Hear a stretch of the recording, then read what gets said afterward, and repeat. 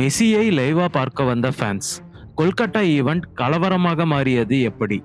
Football legend Lionel மெஸ்ஸிய ஒரு கிளிம்ஸாவது பார்க்கலான்னு ஆசையோட ஆயிரக்கணக்கான ரசிகர்கள் கொல்கட்டால கூடியிருந்தாங்க. ஆனா அந்த ஈவென்ட் செலிப்ரேஷனா இல்லாம ஒரு பெரிய கான்ட்ரோவர்சியா மாறிடுச்சு.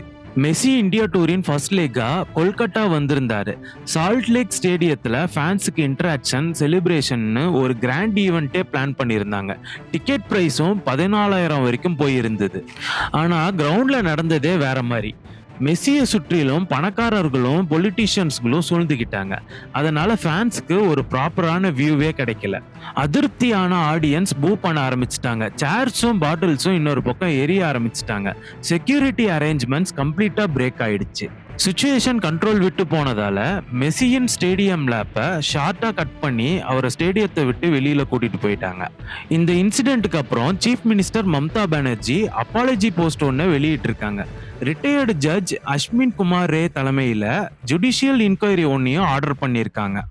பிஜேபி சைட்ல இருந்து சீஃப் மினிஸ்டர் மம்தா பானர்ஜியை குளோபல் எம்பாரஸ்மெண்ட்னு அட்டாக் பண்ணியிருக்காங்க.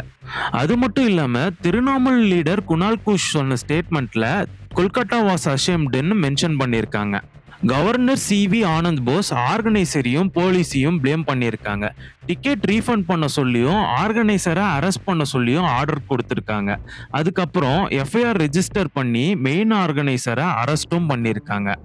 இந்த கான்ட்ரோவர்சிக்கு நடுவில் மெஸ்ஸியின் இந்தியா டூர் கன்டினியூ ஆகுது. டே 2வா மெஸ்ஸி மும்பையை விசிட் பண்ண போறாரு.